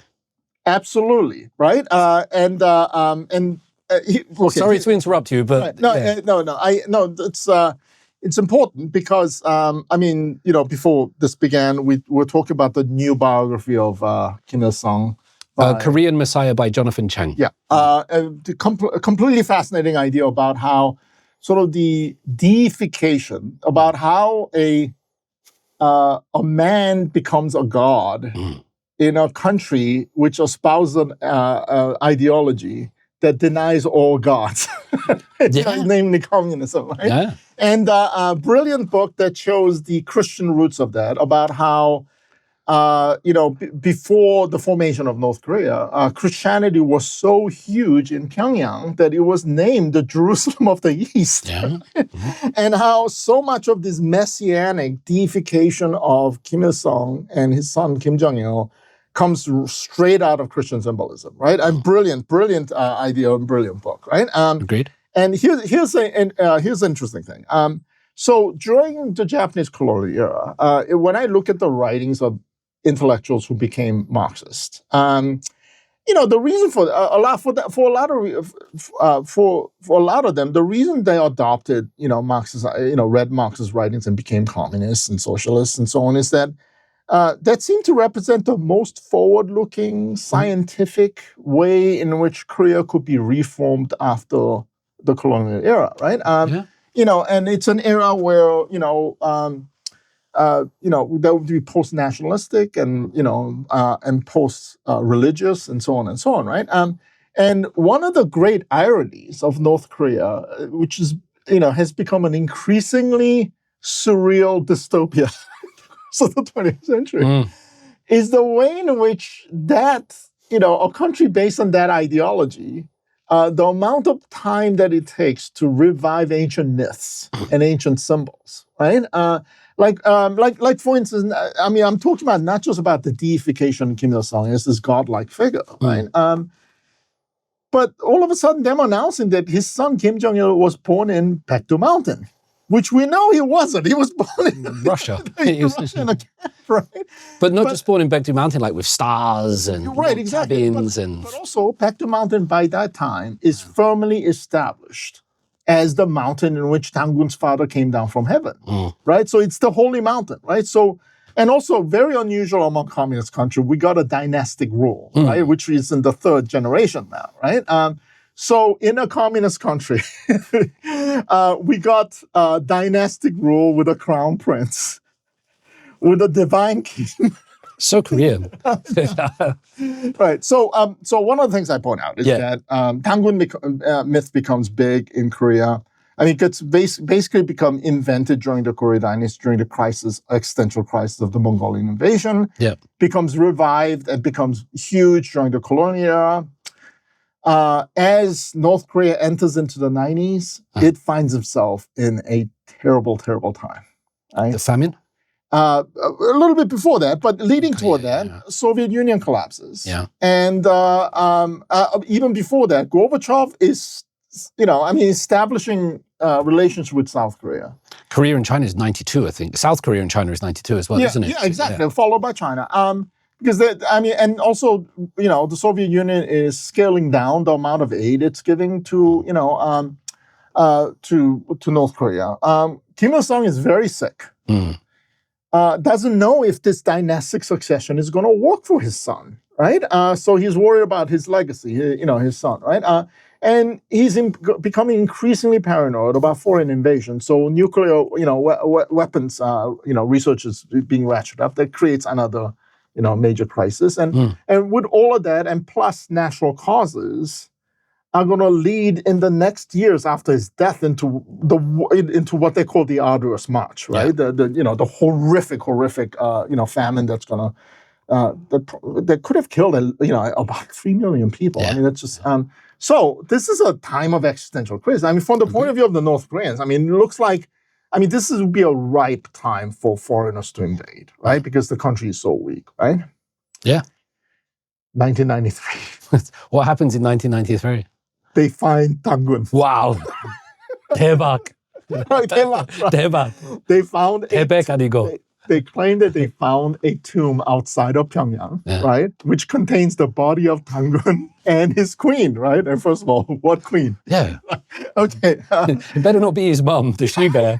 That would be a bit much. Now, the thing is, the funny thing is that that site is already known. It was already known during the Joseon Dynasty, right? And the way they describe it's fairly obvious it's a Goguryeo Dynasty, tomb of a king or a wealthy aristocrat, right? Yeah. But they decide that Dangun, it's all of a sudden, they found the mythic king. And the thing is, this is hilarious. This is like, I don't know. I mean, the Greeks finding the remains of Achilles or Heracles or so. It's like, it's... So the question is not like whether this is real or not. So what's the point of this spectacle, right? There was this huge, massive celebration. They built this huge museum, massive like pyramid above it, right? And what it was, once again, connecting, this ancient mythic king to this like modern godly king, right? And to connecting those two, and also because like it's Pyongyang, it's the capital city of North Korea as well as the ancient Joseon kingdom, right? So once again, it's being revived at a time when it's when the country is facing existential crisis, right?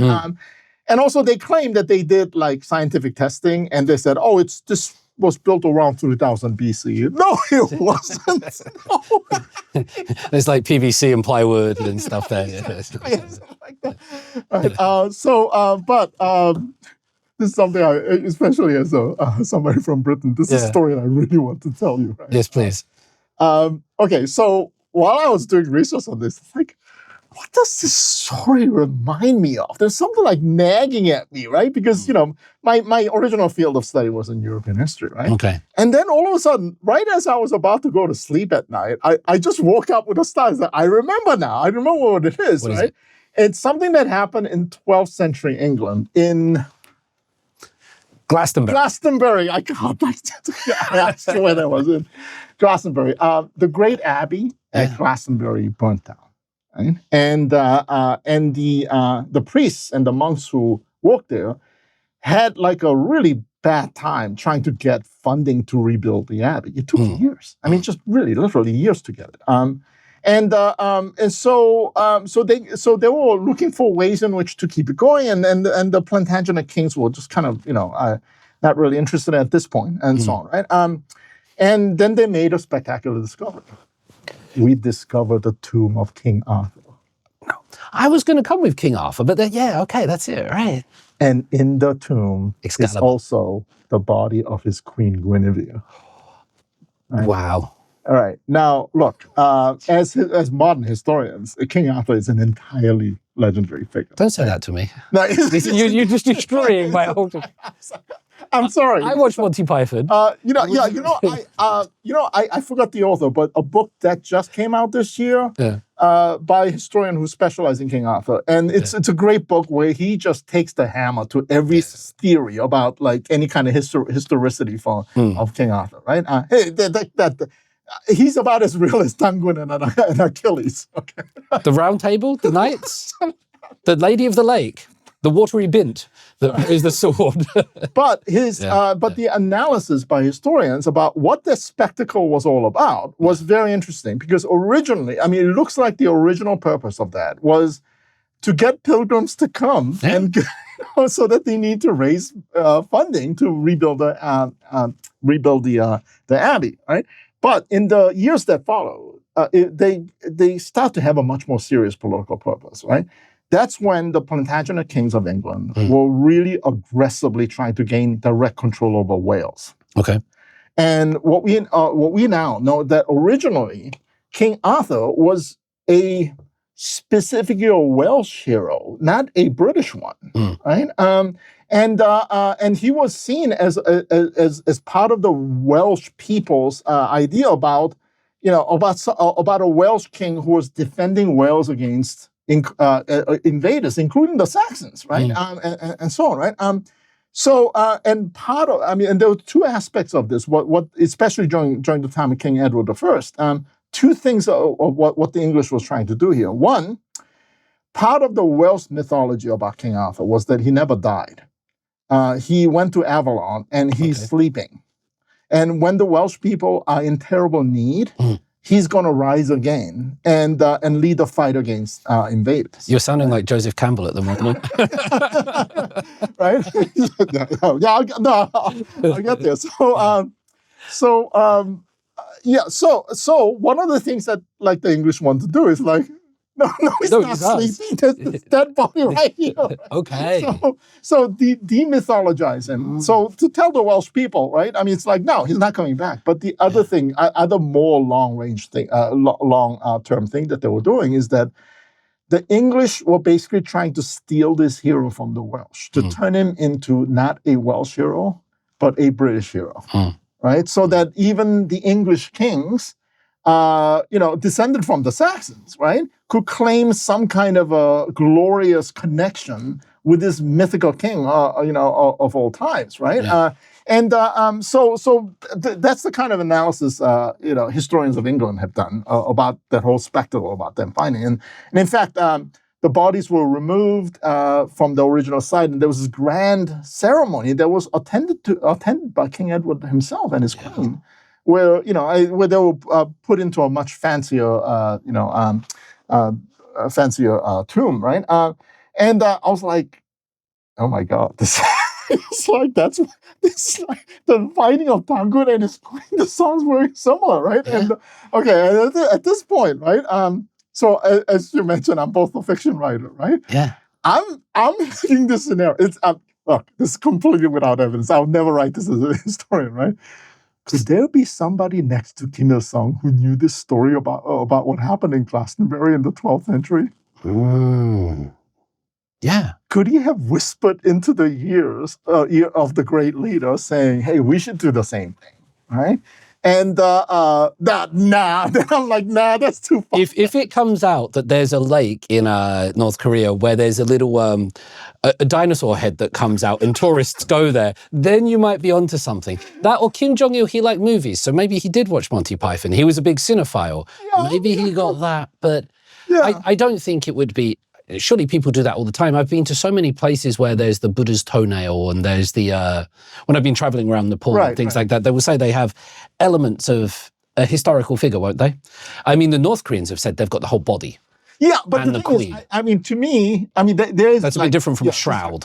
It's... there are too many striking things, right, about finding these mythical kings. It's not the same tree, Minsoo. Yeah, and finding the queen next to them, right? And also, like, using them for political purpose, right? You're right. I'm not saying that they're the same thing and all that, but, as a fiction writer, right, I love this idea, right, about somebody being inspired by this story. Wouldn't it be nice to be there one day, like, as not the Korean King Edward, but when you actually get to study that mausoleum, that tomb in North Korea, should that day ever come, when, it'd probably happen at one point, won't it?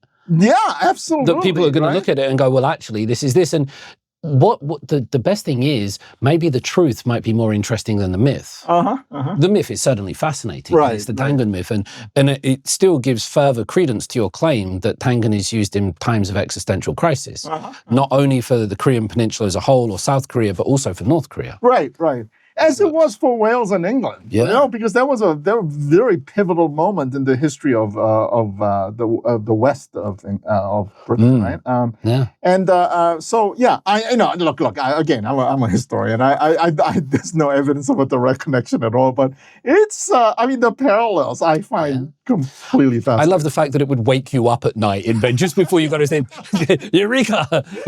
Egad! Oh, that happens to me all the time. I've got it. Yeah. L'esprit d'escalier. The spirit, you always remember the best thing to say just as you've left somewhere or something, doesn't it? Yeah. Ibulkik. Does this mean, just drawing this perhaps towards a wonderful close, because it has been a tour de force of Korean history from Kim Bu Sik, Gija, Wiman. Daejonggyo is a national holiday here. It's October 3rd. We're not going to get rid of that, though, are we? In this new post-ethnic nationalism Korea that you imagine, where people are not tied by blood, but anybody can be Korean, and it's a sentiment that I love and support, by the way. Yeah. Do we still get to keep the national holiday? Is that a good idea? Or sure. As long as people understand what it is. Right? Oh, by the way, one of the things that happened during the colonial era is, in terms of the Tangun myth, is that this man named Na Chol, he created a brand new religion called Daejonggyo, the religion of the great ancestor, which is still around today. It's a fairly small religion with, I think, only about 15,000 people or so, right? But these people literally worship the trinity of Hwan-in, Hwan-ung, and Dangun. Wow. Right, and there's the Dangun shrine at Jongno, and they play, and during the colonial era, they were a major force of resistance against Japanese, right? And lots of people followed it precisely because they associated with the independence movement, right? And so, I'm a secular person, but why not? I was quite surprised because it was the Buddha's birthday weekend here. Yeah. Just thinking about it, but not in China, not in North Korea, not in Japan, not in Vietnam. It's not so. But this place has holidays for Buddha, for Christ. Right. So why not for Tangan? We get some more Muslims in here. We can have Ramadan off as well. There's some more holidays, please. Right. Oh yeah, I'm all about living in a multi cultural state.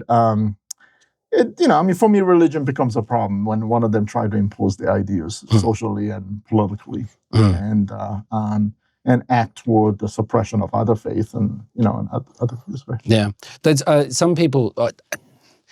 America is many cultures and ethnicities with one religion. Like in God we trust. God bless the United States of America. I know it's not the official religion, but it is the official religion. It's on the money and things like that. Korea has many religions.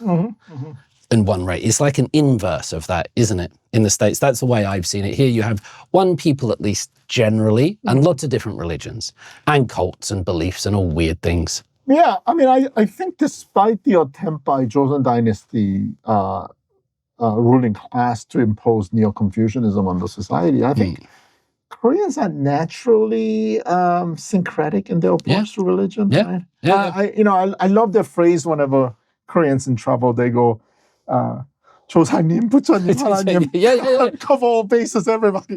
Whoever. Confucian by day and they're Taoist at night. They go to shamans when they got problems. And if you see Koreans at a temple, you ask them, are you Buddhist? They're like, no, just, my daughter is Gosam. She's doing sunung, so I come here. And, right. Not my daughter, right? I mean, Koreans will do that in general.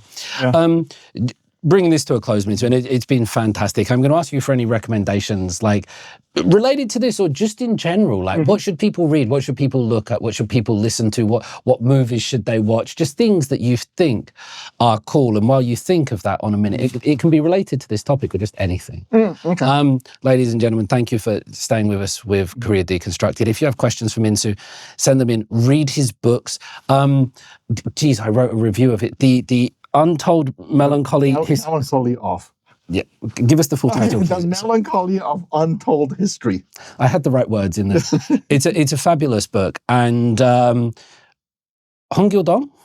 Translation of Hongil-dong. And I also did a translation of the classic novel Inhyung Wanhujeon, the story of Queen Inhyun, which will be published by University of Rutgers Press in the next year or two.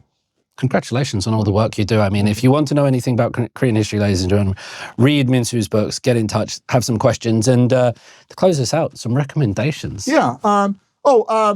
By complete fortuitous chance, a new translation of Samguk Yusa came out. Brand new this year. Okay. And one of the people who was involved in this is Remco Breuker. Okay, yeah. He's a Dutch scholar of Korea, and he's one of the leading authorities on Goryeo Dynasty. And he was one of the people involved in the translation. And the title of the translation is Vestiges of the Vestiges of the Three Kingdoms of Ancient Korea. I do have to say, it's not for the casual reader. It's very technical, but it has a fantastic translation. And it is certainly better, miles by miles, better than the previous translations that have existed. And it's a fascinating document, and the introductory essay is great. So I highly recommend it. I wish there's so many books that I'm in. What are you reading at the moment?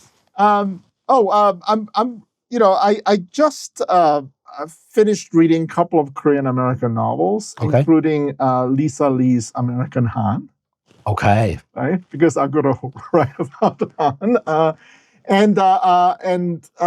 several other novels that came out. But God, I can't. Oh my God! My friend Jimin Han is gonna kill me because because she just came out with a new novel. That's fine.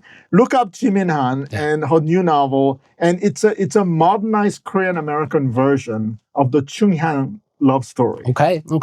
Right? I'll put it here. I'll Photoshop it in. Oh, that would be great. Oh my God. I hope Jimin doesn't hate me because she's a really good friend. and I did want to. I got your book title wrong. I read it. It happens to the best of us. It happens. Yesterday, I saw a very good movie, but if I may, I know we need to wrap this up. No, go on. I saw 왕과 사는 남자. Yeah. 사나이? 왕과 사는 남자. 사는 남자.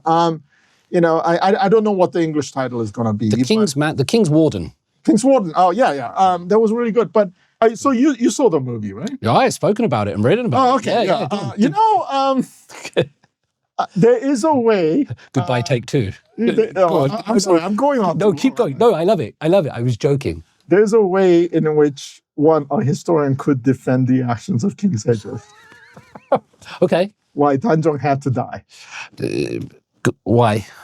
God, this is, you ask a historian a simple question, it goes like that. Yeah. So when the Joseon Dynasty was founded, right, it was the work not only of General Lee Seong-jae, who became King Taejo, right, but also his ideologue, Jeongdo-jeon, right? He was the main strategist and ideologist, right?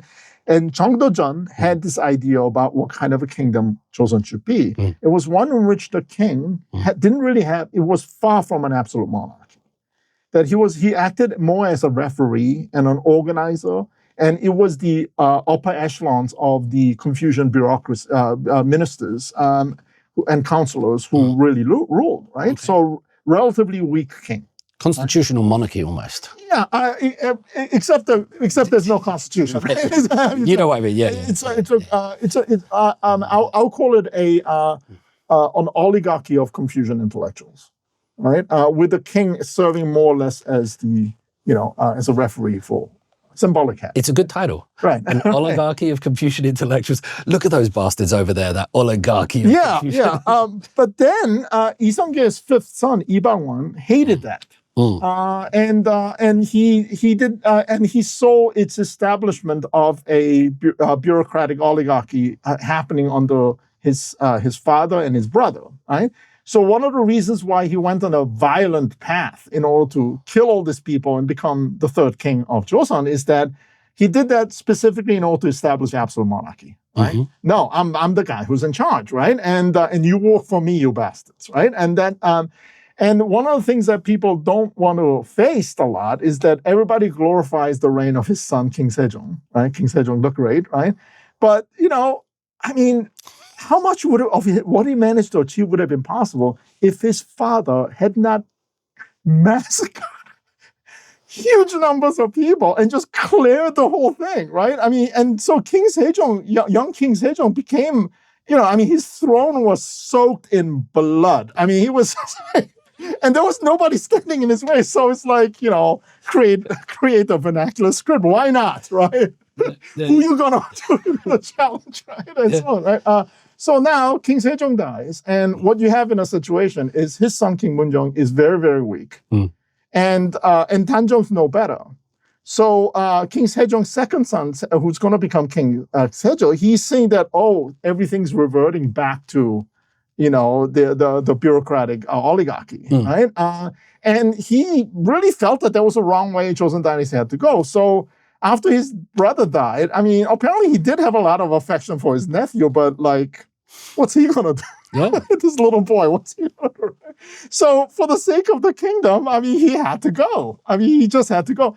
And so King Sejong, after he also commits this huge massacre as well, he does become an absolute monarchy, right?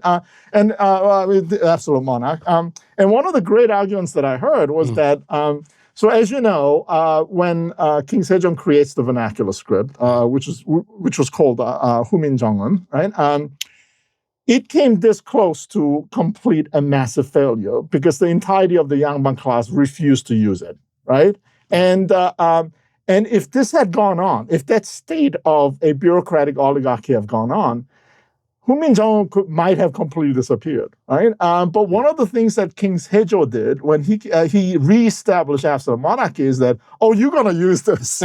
You're going to use it whether you like it or not. Yeah. Not because he had any special love for his father's invention of the vernacular script, but just as another way to slap around the Confucian officials and so that they'll know who's in charge. Yeah. Right? And so I don't know. King Tanjong, poor kid, but it's like this is Joseon Dynasty. I'm glad you didn't watch it in the cinema, did you? It's finished. I can just imagine you in a Korean cinema. Because I've told this story before, but I sat down to watch that movie. It had already been out for like 6 weeks. Yeah. In a packed cinema. There wasn't an empty seat in the house. Yeah. It was packed. And after about 5 minutes, I was going, that's not right. That's not right.